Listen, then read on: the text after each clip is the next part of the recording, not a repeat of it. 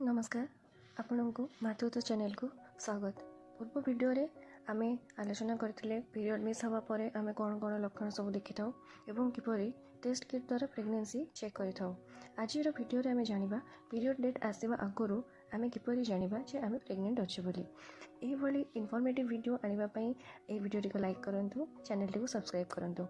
वर्तमान आसंतु आमे जानिबा गर्भधारण परे टेस्ट करिबा पूर्वरु हमकु देखा जातवा लक्षण गुड़िक सब कौन। यह जानिबा आगरु प्रथमे आमे जानिबा ओव्युलेशन कौन। ओव्युलेशन माने जेतेबेले अंडा बा ओवम फाटिकी फालोपियन ट्यूब होची जोटा हमर ओभारी बा अंडाशय को गर्भाशय सहित जो पाइप भली गोटे कनेक्शन करि थाए ताहा होची फालोपियन ट्यूब। वर्तमान कोन अंडाटी जेतेबेले फाटिकी स्पर्म सहित मिसी थाए तापर फर्टिलाइजेशन प्रक्रिया स्टार्ट हुए से टाइम रे अंडाटी आसिकी अंडा नळीरो धीरे धीरे आसी गर्भाशय आड़क आसी थाए। एईटार जो प्रोसेसटा जो फर्टिलाइजेशन एगटा गर्भाशय को आसे से आमको 6 ରୁ 10 दिन समय लगी थाए।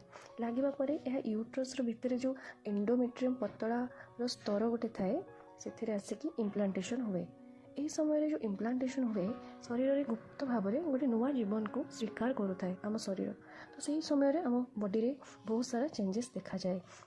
यही इम्प्लांटेशन बा गर्भस्थापन टाइम रे जो सूक्ष्म संकेत आम शरीर दे थाए आम जदि से सब गुड़िक बुझीपर तेज आम निश्चिंत पीरियड रो 7 दिन आगुरी आम जापर जे आम प्रेग्नेंट अच्छे बोली।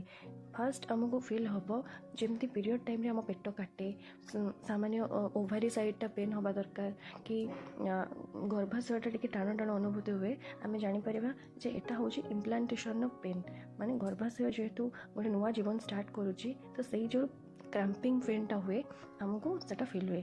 आउ गोटे हल्का भाव में रक्तस्राव हुए जोटा कि सामान्य गोलापी रंगर होता है। एक इम्प्लांटेशन ब्लीडिंग कहा जाए। यह पीरियड भली बहुत लोग भावती किंतु यह पीरियड नुह यहाँ इम्प्लांटेशन ब्लीडिंग।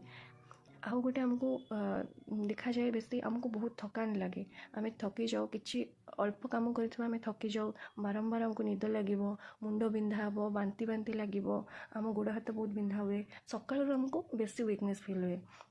आमर जो खाद्यर टेस्ट चेंज हो आमर फेवरेट जिनस आमको भल लगे स्मेल जिनसा बहुत एक्टिव आमको बहुत जोरे स्मेल हवा स्टार्ट हो सब जिनस मूड स्विंग हुए मन भाव में परिवर्तन हुए अचानक रागिबा कांदिबा हसिबा यही सब हार्मोन चेंज रे होता है। स्तन रे हालुका वेदना हवा स्तन साधारण भाव टिके फुलिबा एभली भाव में आमको फील हुए। शरीर टेम्परेचर ओव्युलेशन गोटे 2 डिग्री उच्चा रहे। यह गर्भधारण सूचना निश्चिंत भाव में आमको देपारे। आमको बारंबार परिस्रा लगे एवं यही सब लक्षण गुड़िक जब आमको देखा जाऊँगी तेणु यही सब सिम्पटम आम जापर आम प्रेग्नेंट अच्छे। यापर जदि आम पीरियड डेट मिस होची आम प्रेगनेंसी किट टेस्ट आनिकी टेस्ट करिकी आम कन्फर्म हो पार आम प्रेग्नेंट अच्छे बोली।